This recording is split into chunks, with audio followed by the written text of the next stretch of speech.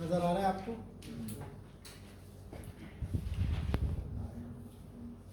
हमें बोलूं? Ready? 6, question number 6, फिर 6A घर, फिर 6B करा दूंगा, वो थोड़ा बहुत है हल्का फुल्का सा, इस तरह से। फिर एक स्टैट्स की चीज़ें वो करा देता हूँ, कभी कभी आ सकती है। फिर थोड़ा बहुत थ्योरी का कॉन्सेप्ट है वो दे देता हूँ। हम स्टार्ट करूँ, यहाँ देखिए इधर 6 को देखिए जल्दी से, आपको एक्चुअल नज़र आ रहा है? एक काम करना, कैलकुलेट उठाओ, 600, 840, 420, 720 डिवाइड बाय 4, बताओ। 600, 840, 420, 720, 645, अपने पास कहीं लिख लो। अब 600 हटा दो, 840, 420, 720, 640 डिवाइड बाय 4,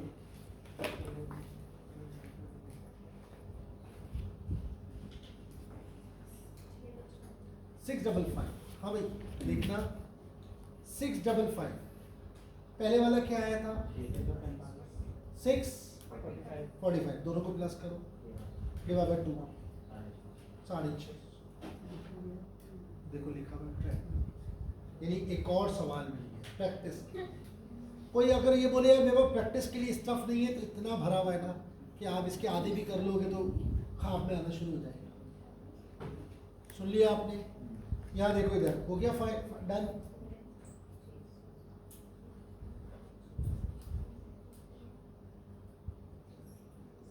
बोलूं?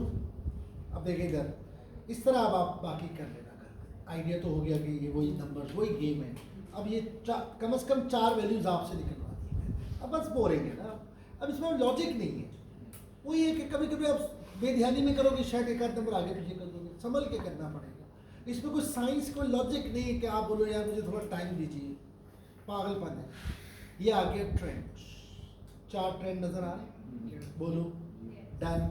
अब देखो इधर सीजनल वेरिएशन जो होती है ना, सीजनल वेरिएशन, उसको निकालने के 2 मॉडल हैं। एक कहलाता है एडिटिव मॉडल। क्या कहलाता है? एडिटिव, एडिट से निकला है, ADDI, एडिशन होता है ना, वही वर्ड है, ADDITIVE, एडिटिव मॉडल।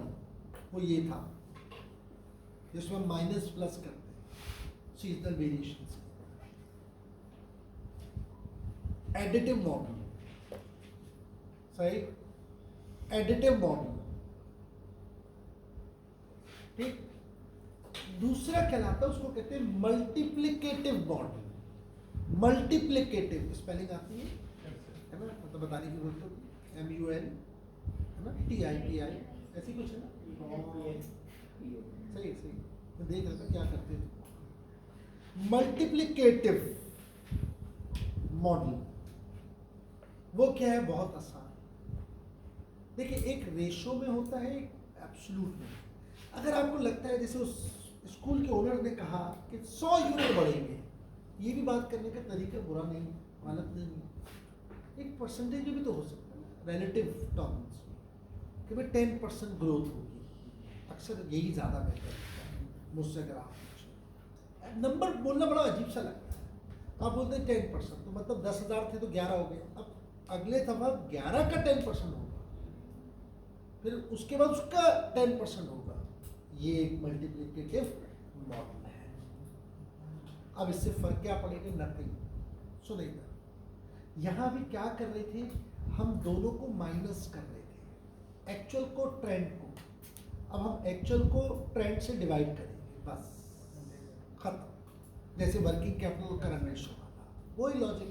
अब आप देखो पहला जो है वो 420 है, बोलो, और ट्रेंड 650 है, तो 420 डिवाइडेड बाई 650, 0.646 बराबर में लिखा हुआ है बराबर में 0.646। अब देखिए इधर, if this ratio is less than 1 और 100% से कम है, 1 का मतलब क्या होगा? 100%, तो ये ऑफ सीजन को शो कर रहा है। अगर रेशो माइनस वाला हो जाएगा, वहां माइनस होगा या लेस देन 1 होगा, खत्म। और अगर वो रेशो 1 प्लस है तो सीजन को शो कर रहा है, ऑन सीजन शो कर रहा है। जैसे आप 4 को देखो, पहला वाला जो है वो ऑफ सीजन है, फिर ऑन है, फिर थोड़ा सा ऑफ है और फिर बहुत ऑन है, नजर आ रहा है। पीछे भी यही था, तो वहां पर हम माइनस करते हैं और फिर देखते हैं नेगेटिव पॉजिटिव। अगर एक्चुअल ट्रेंड से ज़्यादा है तो फेवरेबल, यानी आप बोलेंगे ये ऑन है, और अगर एक्चुअल ट्रेंड से कम है तो ये लेस। ये बच्चों वाली चीज़ें बहुत आसान है।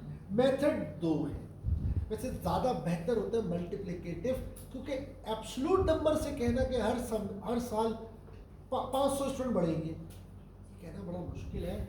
आपकी जो स्ट्रेंथ होती है ना, ऑलमोस्ट उसी प्रोपोर्शन से आपकी सेल्स बढ़ती है। अगर आज सिटी कैंपस में बात करेंगे ना, तो आज से 2 साल पहले ये बात करते तो शायद ये कहते 20 बच्चे आ जाए हर सेमेस्टर में एक्स्ट्रा, बड़ी बात है। आज क्योंकि वो नंबर बढ़ गए माशाल्लाह सिटी कैंपस में, तो ये बड़े आराम से, तो ये जितने आगे अगर ये अल्लाह ताला और नंबर बढ़ा दे, भाई हर बिजनेस को बिजनेस की तरह लेना चाहिए। तो ज़ाहिर है इस कैंपस का कामयाब होना जो इसको चला रहा है उसके लिए खुशी की बात है। नॉर्थ चलेगा, नॉर्थ वाला खुश होगा, और चलने चाहिए, अपने ही कैंपसेस हैं। Is that clear? तो भाई यहाँ तो जितना रश, अब आप पहले पढ़ाते थे 100 बच्चे, सपोज आज 500 पढ़ा रहे हो, तो भैया फिर 50-60 बढ़ना मसला ही नहीं होगा। पहले 10 बढ़ना अजाब लगता होगा, आज 50-60 नॉर्मल बात होगी। अब अगर यहाँ सपोज 1000 बच्चा आ गया तो 100-150 बच्चा हर सेमेस्टर में बढ़ना कोई बड़ी बात नहीं होगी। इस तरह से ग्रो करता है, तो ज़्यादा बेहतर होता है मल्टीप्लिकेटिव मॉडल मेरे हिसाब से। तो मसला सारा खेल है, आप किस प्रोपोर्शन में जा रहे हैं। अगर आपको लगता है absolute number is a good choice, तो आप वो कर लें, वो फिर आपको बता देगा। अब नीचे जाए तो नीचे भी सीजनल वेरिएशन है, नजर आ रही है? बोलो, नजर आ रही है नीचे? अब क्या करें? तो ये करेंगे एवरेज। अब कैसे करेंगे, आ जाओ एक बात बताओ, कौन कौन से क्वार्टर हैं? Quarter 1, 2, 3, 4, am right? अब वेरी सिंपल, पहला जो अवेलेबल है ईयर कौन सा अवेलेबल है? 12। अब 12 है, एम राइट? ये आपने 12 लिया, तो ये बताओ 12 में कितना आंसर है, कौन से क्वार्टर में अवेलेबल है? 3 में कितना पॉइंट्स? नहीं, 0.646, यही अवेलेबल है ना। आपसे मैंने क्या कहा, बोलेंगे यस। फिर नीचे है 1.095, क्या ख्याल है? 1.095। फिर 2013 शुरू हो गया, इसमें बताइए 0.970, फिर 1.298, फिर नीचे लिखा हुआ है, नीचे लिखा है, बताओ 628, फिर 1.092, फिर और भी लिखा हुआ है शायद 14 है, जल्दी बोलो। फिर 309, फिर ये कोई रूल नहीं है कि सबके एक जैसे नंबर हो सकता है किसी के 3, किसी के 4, किसी के 5 नंबर दे दो, मसला नहीं, जितने देते अच्छी बात, बट डिसाइड करना कि अगर ये 2 नंबर तो डिवाइड 2 हो। समझ आ गई बात? That's it. अब आप इन दोनों को प्लस करें और 2 से डिवाइड कर दें, डायरेक्ट बता दें मुझे क्या आ रहा है। हाँ, 0.9, आगे बोलो, डिवाइड 2 कर दो प्लस करके, 1.3035, पक्का? और बोलो, 0.637, डिवाइड 2 क्या है? 0.637, फिर बोलो 1.095। That's it.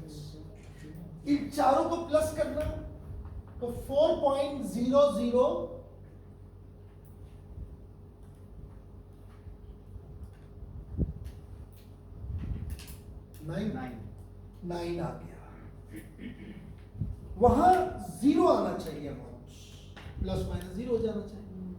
यहाँ क्योंकि 4 वैल्यूज हैं तो नंबर 4 होना चाहिए, सब 1 के बराबर होना चाहिए। अगर 1 से कोई इधर है तो 1 से कोई इधर होगा, तो चारों में 1 तो कॉमन होना चाहिए, थोड़ा 1 प्लस थोड़ा 1 माइनस, तो should have been 4। But it is not 4। अब या 4 प्लस हो जाएगा या 4 माइनस हो जाएगा। तो अब आप क्या करें, ये जो एक्स्ट्रा आ रहा है इसको 4 में बांट दें। तो ये बढ़ गया ना, तो आपको क्या करना चाहिए, माइनस। तो यहाँ आए 0.002, 1 हटा दो क्योंकि वो इतना बड़ा नंबर हो जाएगा, बोरिंग हो जाएगा। 0.002, 0.002, 0.002। अगर ये इतना छोटा नंबर है तो ना भी करो चलेगा। फॉर एग्जाम्पल आपके पास आंसर लिखे हुए 2 डेसिमल में, ये पागल बना करना, तो क्या जरूरत है टाइम जाए। लेकिन मैं आपको पूरा प्रोटोकॉल बता रहा हूँ कि यहाँ तक जाना है, अगर मैक्सिमम जाना है। इसके बाद जो नंबर रह जाएगा वो फुल एंड फाइनल है, ये हो जाएगा 0.973, ये 1.3015 मेरा ख्याल है, 1.3015 ऐसे बता रहा हूँ, ये आ जाएगा। ये हो जाएगा 0.635 और ये हो जाएगा 1.0915। तो मसला नहीं, आगे पीछे अगर एक नंबर हो भी जाए तो कोई मसला नहीं। ये आपके पास एक वेरिएशन है। देखो इधर ये 4 नंबर है ना, तो मल्टीप्लिकेटिव का मतलब है हर चीज 1 के बराबर हो। तो ये एक कितने हो गए, 4। अब होगा क्या, कुछ 1 से अबव चले जाएंगे, कुछ 1 से नीचे आ जाएंगे, तो 4 होना चाहिए। अगर ये 2 होते तो 2 कर दो। अगर आपने 12 नंबर लिए हुए तो ये 12 हो जाने चाहिए। अब अगर 12.009 आ रहा है या 11.998 आ रहा है, अगर इतना छोटा नंबर है तो छोड़ दो इसको। लेकिन अगर थोड़ा बड़ा नंबर है तो उसका तरीका वही जो पीछे था, ये इसको 4 करना चाहिए क्योंकि ये 4 नंबर है, 4। अब आगे चलते हैं, वो बताओ कब की सीएस मांग रहे हैं रिक्वायर्ड में, 2014। लेकिन उससे पहले आपको एक काम करना पड़ेगा, एवरेज इंक्रीज निकालना पड़ेगा पर क्वार्टर। तो लास्ट ट्रेंड जो है ना वो क्या इंडिकेट कर रहा है, 662.5, वो यहाँ रखो। और देन नेक्स्ट वाला 650 डिवाइडेड बाय n कितना, 4 -1। बोलो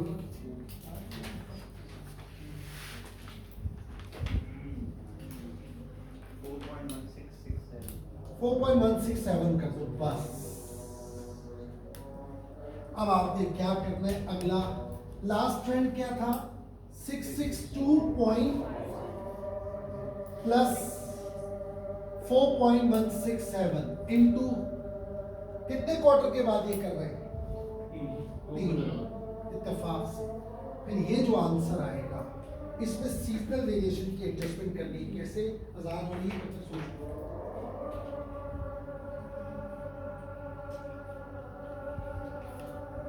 क्या होगा इसका,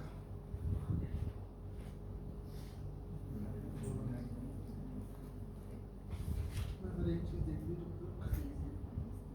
सोचो, जब तक 1 मिनट लगेगा, एक हैंडआउट देख लो।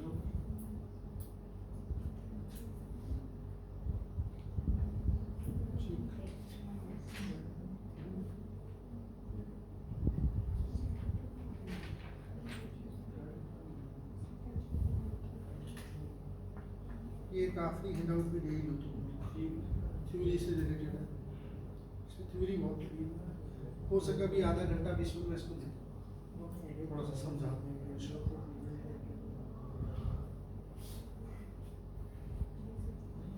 जरा शायद कनेक्ट हो जाए।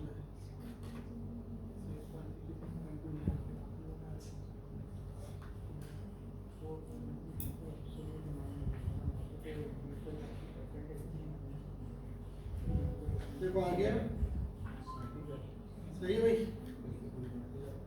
ये एक और बस रह गया, तो मेरे पास हैंडआउट बाकी तो मैं दे दिया था, बैक प्लस दे दिया ना, बैक प्लस वगैरह यही रह गया था। एक हैंडआउट मेरे लास्ट में अपने पास रख लिया, तुम लोगों ने दिया।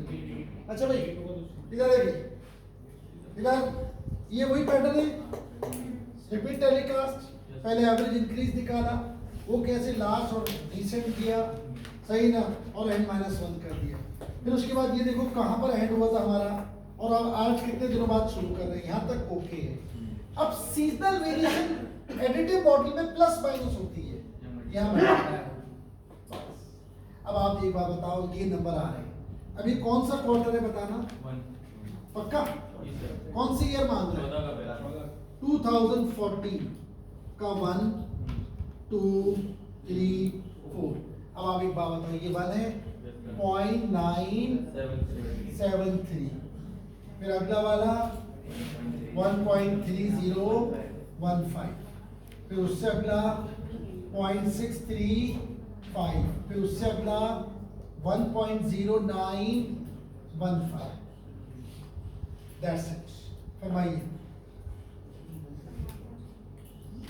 662.5 into plus this into this क्या आ रहा है? 656.77 कर दो, मसला है। उससे अगला बताओ।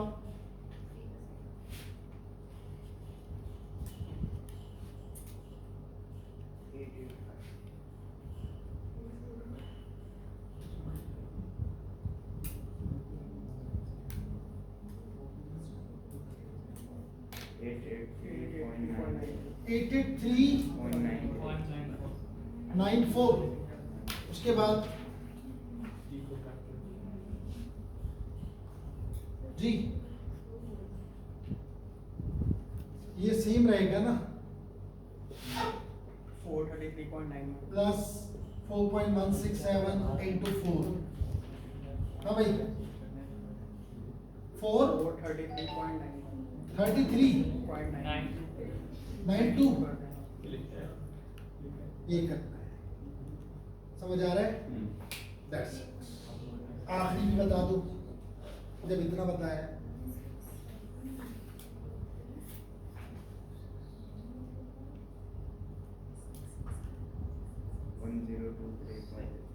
वन जीरो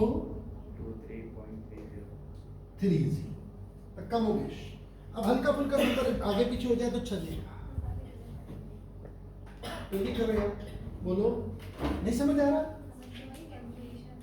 हाँ वो चलो घर जाके कर लेना, मैंने आइडिया दे दिया ना, समझ तो आ गया किस तरह करना। देखिए दोनों में एक ही चीज है, बस सुन लो। एडिटिव मॉडल में आप प्लस माइनस करोगे सीजनल वेरिएशन को, यहाँ मल्टीप्लाई करो। वहां पॉजिटिव का मतलब सीजन है, नेगेटिव का मतलब ऑफ सीजन है। यहाँ 1 प्लस का मतलब ऑन है और 1 लेस का मतलब ऑन ऑफ सीजन है। दैट्स इट, डन है। अब आप एक चीज आपने पढ़ी है बेसिक मैथ्स के अंदर, y is equal to a plus b x. y जो है वो आपका होता था टोटल कॉस्ट, यहाँ हम उसी चीज को यूज कर रहे हैं, और यहाँ y का मतलब होगा टोटल सेल्स, और 10x का मतलब, और ये क्या है? अब देखो ये सवाल देखो, मैं बताता हूँ किस तरह इसको हैंडल करना है। ये इस तरह का छोटा सा MCQ टाइप आ सकता है, बोलूं? हाँ भाई, W पब्लिक लिमिटेड कंपनी है और वो आपको दे रहा है y is equal to 10x plus 420। अब ये 420 क्या है पता है आपको? ये फर्स्ट फोरकास्ट ये ना, और ये जो 10 है ना, ये जो आपने एवरेज इंक्रीज निकाला है, सिंपल, समझ आई बात? थोड़ा सा दिमाग लगाओ। अब इधर देखो, इधर वो कह रहे हैं y is equal to, y का मतलब वो बता रहा है ऊपर, y से मेरी मुराद है सेल्स, और डीसीजनलाइज्ड है, इसमें सीजनल वेरिएशन अभी शामिल नहीं है। अच्छा भाई ठीक है। अब 10x यानी हर बढ़ते हुए वक्त के साथ 10 का इजाफा, ये समझ आ रहा है? प्लस कहां से शुरू करना है? 420, यानी इसने जो ये सारी एनालिसिस किए ये 420 पे आके रुकी। ये जो आखिरी जैसे हमारा नंबर था 662 और वहां था 57, यहाँ क्या है 420, और हर एवरेज इंक्रीज है क्वार्टर का 10। नीचे कहता है, आप देखो सब कुछ लिखा हुआ है, y क्या है टोटल सेल्स, x क्या है अकाउंटिंग पीरियड यानी मंथ या ईयर या वीक, और quarterly seasonal variations have been found to be, और वो फिर बताता है 10 प्लस 25 प्लस 5 माइनस 30 माइनस। तो इसका मतलब समझ जाओ, 10 प्लस का मतलब है 110%, 25% का मतलब क्या हुआ 125%, लेकिन अगर 5 डाउन है तो 95%, 30 डाउन है तो 70%। अब वो बोल रहा है आप 33 पीरियड का, यानी इधर ये जो हमने लास्ट फोरकास्ट किया उसके 33 पीरियड के बाद आज वो बैठ के उनको होश आ रहा है कि इसकी मदद से हम निकालें सेल्स। और ये जो 33rd पीरियड है ये असल में Q4 है। कुछ अजीब सी बात है, लेकिन ये बाहर की किताब में से मैंने उठाया था, तो मैं तो कभी भी ना करूँ ये हरकतें। इतने पुराने फोरकास्ट को 4 साल पहले जो कुर्बानी की थी उसका गोश्त आप डीप फ्रीजर से निकाल के खाने का सोच भी कैसे करें? इतना पुराना फोरकास्ट रखा है और आप एक्सपेक्ट कर रहे हो आज भी काम करेगा, पता नहीं यार, कुछ स्टुपिडिटी लग रही है, या तो आप इसको मंथ बोल देते हैं। अब आप देखो ना 33 क्वार्टर आप सटिया गए, एक साल में 4 क्वार्टर होते हैं तो खत्म ही नहीं हो रहे, तो 8 साल पुराना क्वार्टर लेके बैठे हुए आप क्या सटिया गए क्या? 8 साल में दुनिया बदल चुकी है, कोरोना आके चला गया तो करोनी आ जाएगा, सही? करोना करोनी पता नहीं क्या क्या आगे चला गया, इंडिया ने जंग छेड़ के खत्म कर देगी, तब भी आपका वो अभी तक वैलिड है। अल्लाह रहम करे क़यामत ना हो जाए। मेरी जज्बात समझ गए? 33 क्वार्टर पहले वाला आप ले रहे छटिया गया, लेकिन एग्जाम में अवेलेबल था, मैंने आपको एज इट इज करा, लेकिन बहुत ही अनरियलिस्टिक बात है। ये होना चाहिए 5, 6, 7, 8 इनफ है। 2 साल पुराना आप ले सकते हैं डाटा, 1-1.5 साल, इतना पुराना थोड़ी लेते यार। फिर आप नई वर्किंग करें, नया फोरकास्ट हो। अच्छा भाई इधर, और हर साल होना चाहिए, सीधी सी बात है।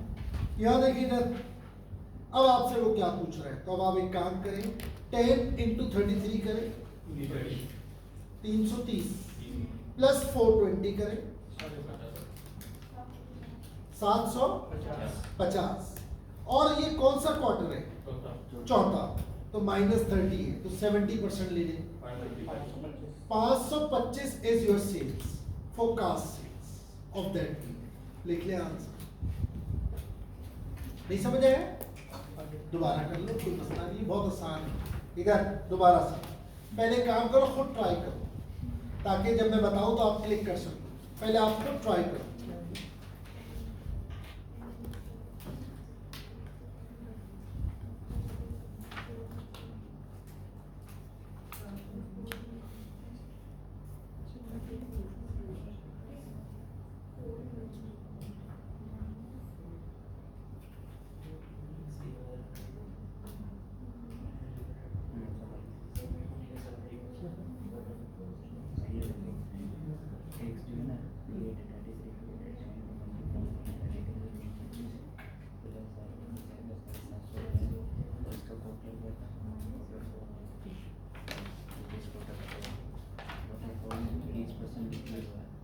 बोलूं?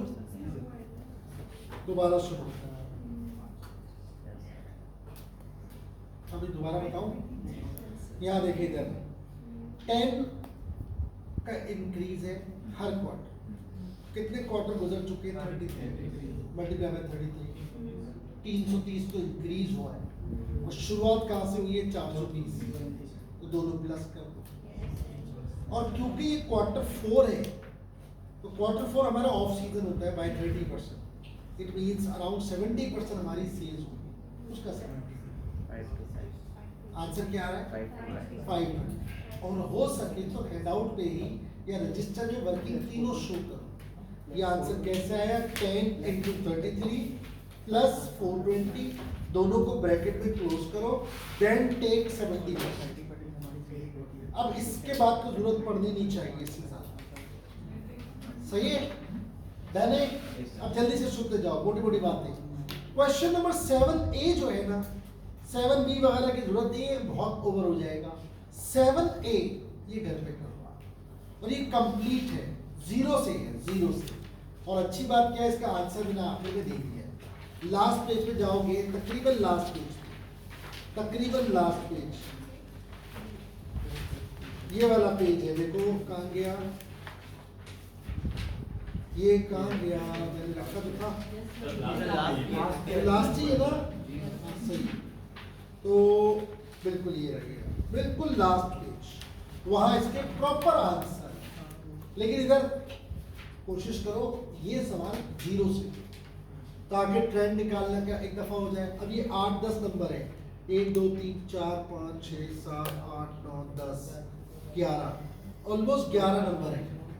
तो जो भी 11-12 नंबर है इनको अब आप निकालोगे तो एक अच्छी प्रैक्टिस हो जाएगी। ये 8 निकलेंगे मूविंग एवरेज, तो रीजनेबल प्रैक्टिस हो जाएगी। फिर ये शुरू से कनेक्ट करते हुए जाओगे आखिर तक। फिर मैंने इसके अंदर ना हर चीज़ के नाम भी लिखे कि देश जवाब है।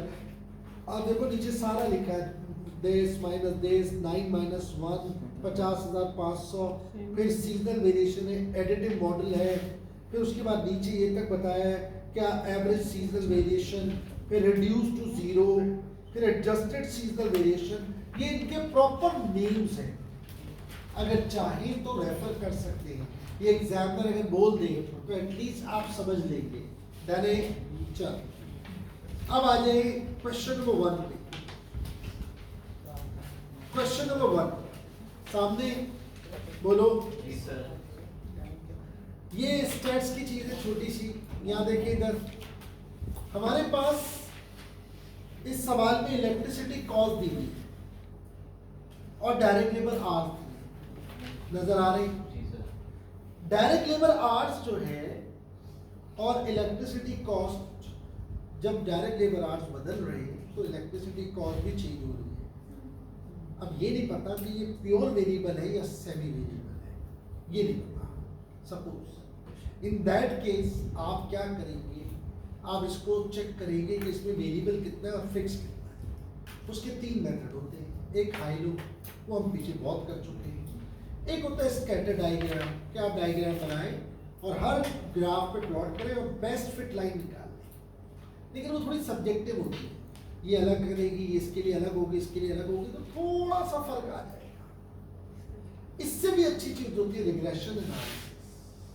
y is equal to a plus bx, y is equal to a plus bx। ये एक छोटा सा काम हम करके देखते हैं, राइट। अब आप इसमें जो इलेक्ट्रिसिटी कॉस्ट है, आप उससे मेरा ख्याल है y अज्यूम करेंगे, क्योंकि ये डिपेंडेंट इंडिपेंडेंट वेरिएबल नहीं है, डिपेंडेंट है। लेबर आवर्स जितने ज्यादा होंगे उतना ये वेरिएशन होगी। फिर लेबर आवर्स को आप x अज्यूम कर रहे हैं, है ना। बड़ी बेसिक सी मैथ्स बात करते हैं। अब आपको मैं बताता हूँ हमने करना क्या है। आओ मैं 3-4 छोटे छोटे काम है, उसको हम ढूंढ लेंगे, इंशाल्लाह मसला हल हो जाएगा। ये मैं मिटा दूं,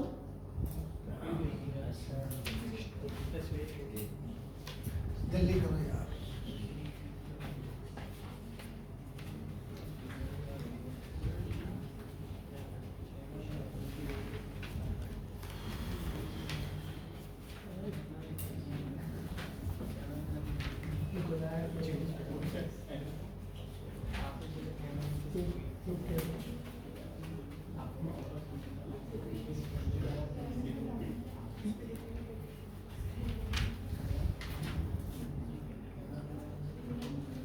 हाँ भाई,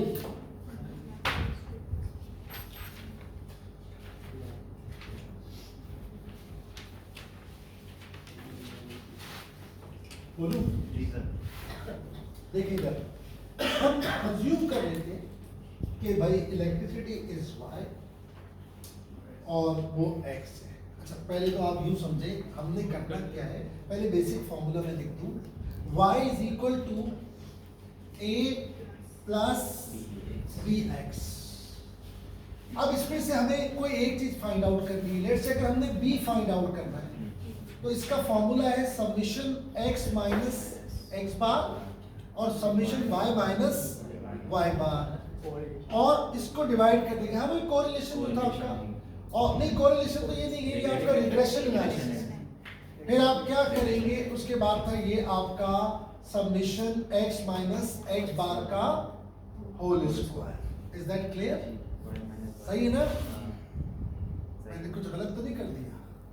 फॉर्मूला एक तो यार दिमाग से निकल जाता है स्टैट्स वाले, तो यही था ना, आर बी का फॉर्मूला यही होता है x बार। अच्छा हमारे पास वो रिग्रेशन है, नहीं फॉर्मूला तो मसला नहीं, मैं भी कर लूँगा, याद आ जाएगा। ऐसी जहन से एकदम हल्का सा निकला y is equal to a plus bx, वो तो सही था। Summation x minus x bar और इसका x माइनस एक्स बार का होल स्क्वायर। अच्छा, कुछ एक आध नंबर इधर उधर हो जाए ना, सारा दिमाग खराब, पूरा फॉर्मूला अटक जाए। अभी हम देख लेंगे, मसला नहीं है, ध्यान में आ जाएगा, मेरे ध्यान में रहता है। आज अचानक हल्का सा ऐसा लगा स्लिप हुआ है, मैं देख लेता हूँ उसको। इसमें ना एक रूट आता है एक जगह, वो आर में आता था, वो आर में कोएफिशिएंट ऑफ कोरिलेशन। ये मेरा क्या है? हाँ क्या आ रहा है देखो, इसके दो फॉर्मूले होते हैं मेरे पास में, क्या आ रहा है बताओ, और इसके आगे कुछ है और तो कुछ नहीं है ना? हाँ मुझे याद पड़ा यही था शायद, इसमें रूट तो नहीं आ रहा, देखना बेटा, थोड़ा सा ख्याल बस रखना है, मेरा ख्याल है रूट था नहीं था, ध्यान से निकल गया। वैसे याद रहता है, अल्लाह का शुक्र है, लेकिन अभी वो अब मैं कॉलम से अंदाजा लगा दूंगा ना, x माइनस एक्स बार, यही था, ठीक है ना? देखो यही होगा मेरे हिसाब से। अच्छा अभी एक और फॉर्मूला करूंगा ना, रिकॉल आ जाएगा, बस ठीक है डन, और थोड़ा याद कर लेंगे, मसला नहीं, देख लेंगे। अब आप इधर देखिए इधर, फिर एक और फॉर्मूला होता है, उसको हम कहते हैं R, coefficient of correlation and coefficient of determination. उसका फॉर्मूला भी जरा मैं रिकॉल कर लूं, summation x minus x bar और y minus y bar, am I right? हाँ याद आ गया, अब सही है, बिल्कुल सही है। क्या करेंगे, समेशन x माइनस एक्स बार का होल स्क्वायर और उसका रूट, और फिर ये समेशन y माइनस वाई बार का होल स्क्वायर और उसका, तो ये पूरा कोएफिशिएंट ऑफ कोरिलेशन और डिटरमिनेशन आ गया। बहुत बड़ी चीज थी, बहुत आसान चीज है। इधर देखिए, इधर स्टेट्स की चीज ना, काउंटिंग नहीं है, तो आप क्योंकि रूटीन में नहीं होता, हल्का सा भी एक आध दफा हुआ, एक लफ्ज मिस हो गया, स्क्वायर या रूट, आंसर ही नहीं आ रहा, अजीब सा आंसर आ रहा है, थोड़ा लिख लो, उसको मेमोराइज कर ले, लेकिन एग्जाम में नहीं ले जाना, ठीक है? तुम लोगों को भरोसा करो। इसका मतलब यहाँ देखिए, इधर ये सब कैसे निकलेगा और इसको इंटरप्रेट कैसे करेंगे, इधर देखना भाई सब लोग। तो हमारे पास कॉलम क्या चाहिए, अब आप देखो सारा खेले, वर्किंग आप कितनी फास्ट करते हो, मेरा खाली कैलकुलेटर में निकल आती है सारी चीज, वो आप करते रहना बाद में। इधर देखो भाई, इधर पहले ये चाहिए x माइनस एक्स बार, फिर एक कॉलम बनना चाहिए y माइनस वाई बार, फिर इन दोनों का थर्ड क्या, 1 into 2, ये कॉलम 2 हो गया, ये कॉलम 1 हो गया। Is that clear? ये यहाँ आ जाएगा। फिर हमें क्या चाहिए, x माइनस एक्स बार का स्क्वायर, फिर नीचे आओ तो हमें क्या चाहिए, y माइनस वाई बार का स्क्वायर। अगर ये 5 कॉलम तुम ढूंढ लो, गेम ओवर हो जाएगा। लेकिन इससे पहले अब आपको क्या करना है, पहले तो ये समझे कि आपके पास ये x और x बार क्या है, जाहिर है summation of x divided by number n। x क्या है, लेबर आवर्स, तो लेबर आवर्स एक काम करो, 297, 350, 241, 280, 274, 266, 285, 301, सम करो, कितना आ रहा है, 2294, और ये नंबर्स 8 है, शायद 8 है, डिवाइड करो, 287 कर देते, ये आपका x बार आ गया। एग्जैक्टली y बार भी ऐसे आएगा, है ना? बोलो भाई, तो summation of y divided by, total करना y का, डिवाइडेड बाय 8, बोलो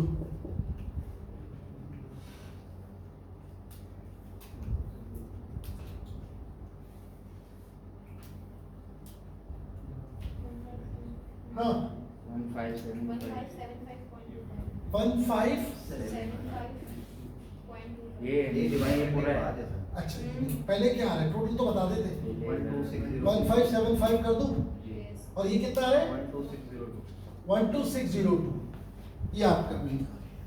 अब आप एक काम करो जल्दी से, इधर इधर इधर प्लीज खुद करें कैलकुलेटर में सब लोग।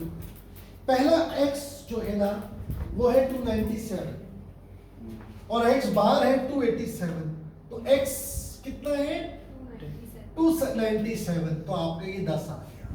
माइनस प्लस की फिक्र नहीं करो, वो खुद ही स्क्वायर रूट में गायब हो जाएगा, वो बात की बात है। फिर आप एक काम करो जल्दी, बस दो नंबर निकालेंगे, बोरिंग हो जाएगा। 350 माइनस 287 63, बस 8 नंबर निकालने के बहुत देर लगेगी, मेरे पास इतना फालतू टाइम नहीं है। बस तुम्हें इशारा दूंगा, बाकी तुम करो, मैंने ठीक है नहीं तुम लोग इधर। हाँ तीसरे वाले आपने x माइनस x बार लिखा है, है ना, तो इस सम फिर b वाले में बाहर आएगा, b वाला फॉर्मूला जो लिखा है यहाँ पर, है? b वाला जो फॉर्मूला लिखा है यहाँ पर, सम का निशान अंदर आएगा या बाहर आएगा? अच्छा वो आप कह रहे हो सम ऑफ x से या x माइनस x बार, नहीं x माइनस x बार का होल स्क्वायर। स्क्वायर और ये सम, बिल्कुल। यहाँ तो यहाँ पे भी गलत हो गया है ना, यहाँ भी गलत, वही थोड़ा सा लिखने में आ गया, ये तो सही लिखा है ना, वो मैंने ऑब्जर्व नहीं किया, मैंने लिख दिया फिलहाल। ओके अब आप देखिए प्लीज प्लीज प्लीज, यहाँ पे समझ आए 2 नंबर। अब y माइनस y बार कर लो, y कितना है 1548, करो सब लोग करो 1548, किससे माइनस करो, बोलो बोलो बोलो बोलो, हाँ 27। नंबर 2 भी बता दो, दो वैल्यूज खेलेंगे, दो सही, 6 घर पे खेलना, बोलो 92। नाउ इन दोनों को मल्टीप्लाई करो, 270 और ये 5796। अब इसका रूट लेना, स्क्वायर लेना, सॉरी 100, और इसका स्क्वायर 3969। अब इसका स्क्वायर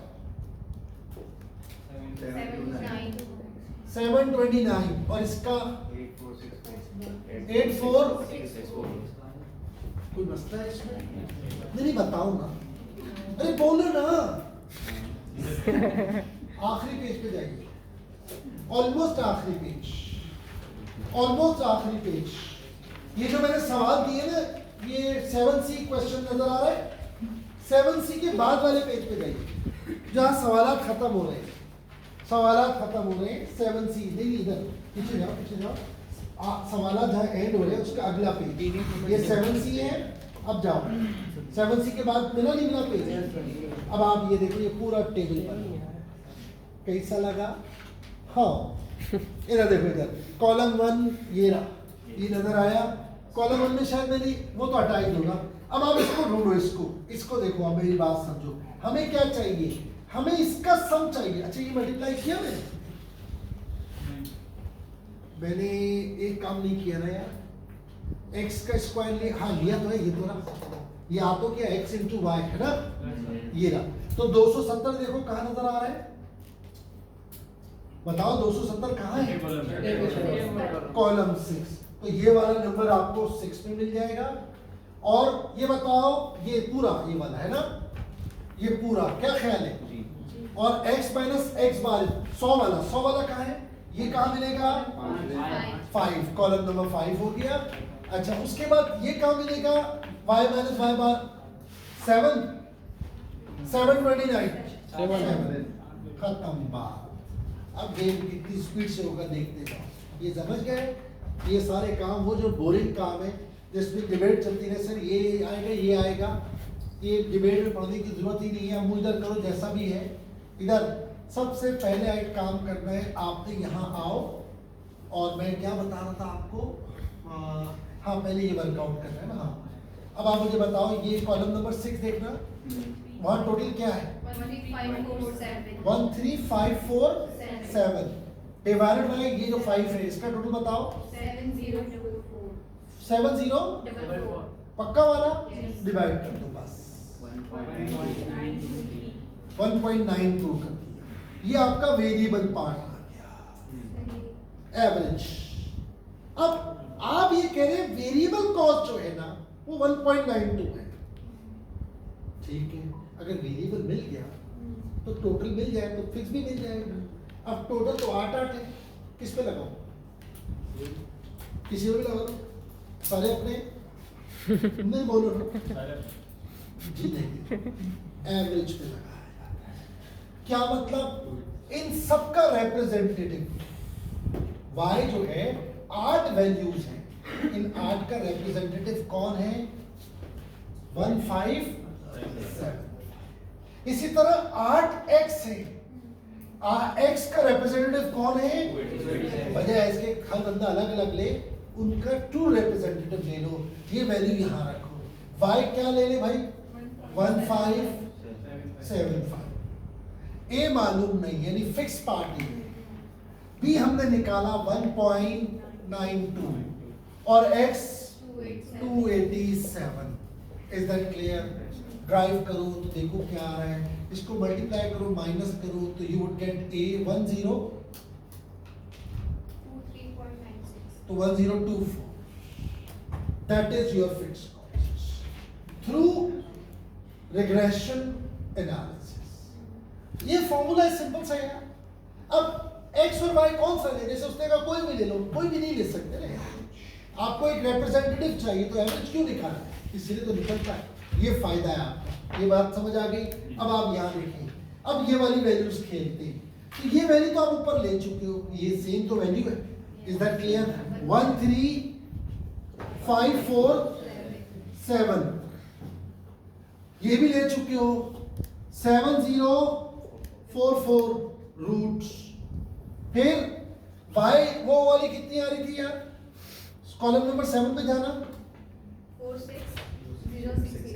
46068, इन इसका रूट लो, इसका रूट लो, मल्टीप्लाई करो, इससे डिवाइड करो,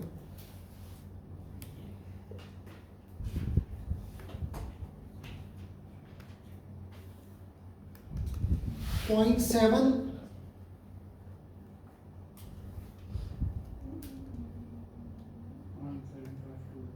752 बस बहुत है। फिर आप इसका लेंगे r स्क्वायर यानी 0.752 का स्क्वायर तो 0.565। अब इसको मैं थोड़ा एक्सप्लेन कर देता हूँ। ये छोटे छोटे फॉर्मूले हैं बेसिक स्टैट्स के, एहतियातन करके जाओ, आते आ गए तो कोई मसला नहीं है, लेकिन बहुत सिंपल सा है ये फॉर्मूला, अगर याद है ना। अब इसको थोड़ा कैलकुलेटर में चेक कर लो, नहीं हो रहा तो मैन्युअली कर लेना। इधर देखो बाप, मेरी बात सुनो, पहले तो ये आपने एक वेरिएबल ऑफ फिक्स पार्ट निकाला, होपफुली ये समझ आ गया। डन। x और एवरेज लेंगे, जाहिर है 8 हमारे पास ऑब्जर्वेशंस हैं तो सबको तो नहीं लेंगे ना, उसकी ट्रू रिप्रेजेंटेटिव कौन है, x बार और y बार। यहाँ तक ओके? इधर देखो दूसरी बात, व्हाट इज r? r और r स्क्वायर क्या है? This is called coefficient of correlation and this is called coefficient of determination. ये आप पढ़ के आए, ये स्टैट्स की बेसिक्स है, बट हम उसको कनेक्ट कर रहे हैं कॉस्टिंग के साथ, हल्का फुल्का। ये चीज बताती है पॉजिटिव रिलेशनशिप, यानी पॉजिटिव रिलेशनशिप है। पॉजिटिव रिलेशनशिप का मतलब है अगर जैसे डिमांड प्राइस बढ़ेगी तो सप्लाई भी बढ़ेगी, इस तरह से होता है। सप्लाई बढ़ेगी तो इस तरह का है, डिमांड प्राइस बढ़ेगी तो डिमांड कम हो जाएगी, उल्टा है उसके अंदर, इनवर्स रिलेशन है। यहाँ पर क्या बता रहा है, इन दोनों में पॉजिटिव रिलेशनशिप है। जाहिर है जितने लेबर आवर्स ज्यादा काम करेंगे उतनी इलेक्ट्रिसिटी बढ़ेगी। ये कितनी सिग्निफिकेंस नहीं है, असल सिग्निफिकेंस इसकी है जिसको हम कहते हैं कोएफिशिएंट ऑफ डिटरमिनेशन। ये आ रहा है 0.56, माइनस में नहीं आ रहा, 0.56 आ रहा है, पॉजिटिव आ रहा है। इधर देखिए, इधर देखिए प्लीज, पहले समझे। यानी ये कहना क्या चाह रहा है, ये जो बिजली का बिल है ना वो 56 और 57% डिपेंड करता है लेबर आवर्स। इसका मतलब दूसरा ये हुआ वो अराउंड 40% डिपेंड करता है किसी और फैक्टर। तो रिलेशनशिप तो है, लेकिन ये कहना कि लेबर आवर्स 0 हो जाएंगे तो बिजली का बिल 0 हो जाएगा, ये नहीं होगा। बाकी और फैक्टर भी है, जैसे आईसी में है, बेशक क्लासेस पे है, लेकिन अगर आप गौर करें तो कमों में यही रिलेशनशिप बनेगा कि अगर क्लासें हो ना हो, इनका आपस का रिलेशन अराउंड 60% है। लेकिन अगर आप क्लासेस को बिल्कुल बंद कर दें, लेट्स से एग्जाम हो रहा है जी, क्लासें ही नहीं हो रही, तब भी 40% मिला रहा होगा। रीजन लाइब्रेरी, स्टाफ, कॉरिडोर्स, ठीक है ना, कैफेटेरिया, जो भी है, बाहर की लाइटें, ये सारी चीजें ये मैटर करती है। अब आप बोलेंगे इसका फायदा, ये इंपॉर्टेंट बात है। Coefficient of determination, coefficient of determination जितना 1 के करीब है ना, वो फैक्टर हमारी बेस होना चाहिए। क्या मतलब? अगर सपोज एक सवाल आया 2013 में, मैंने रखा है इसके अंदर, यहाँ देखिए ये आ रहे हैं लेबर, उसने इतना बड़ा सवाल बना दिया पागलों की तरह। और से सुनना, उसने पहले कहा इलेक्ट्रिसिटी कॉस्ट और लेबर आवर्स का रिलेशन निकाल, इस तरह से आपने निकाला, वो अराउंड यही आ रहा है 0.56 0.58। फिर कहा आप लेबर इलेक्ट्रिसिटी कॉस्ट को लेबर नहीं मशीन आवर्स के साथ कोरिलेट करो, वो अराउंड 78 79 में चला गया। अब बोले कंक्लूड करो आप कहना क्या चाह रहे हो। 56 और कहाँ 80, ये 60% रिलेट कर रहा है, वो 80, तो कौन क्लोज हुआ उसके? अगर मुझे बेस बनाना होगा तो मैं किसको बेस बनाऊंगा? मशीन आवर्स, ये उसका फाइनल पिक। तो जो अब अगर आपने फॉर आप बैठे और आप ये डिसाइड कर रहे हैं कि यार मैं ड्राइवर किसको पिक करूं, तो मेरे पास 3 ऑप्शन है। एक का कोएफिशिएंट ऑफ डिटरमिनेशन 60 है, दूसरे का 80 है और तीसरे का 95 है। किसको पिक करेंगे आप? 95। इस तरह की वो इंटरप्रिटेशन आपसे एक्सपेक्ट कर सकता है। डन है, कॉपी कर दो। That's it. इस चैप्टर में यही है बस, सब काम की चीज उतार लो।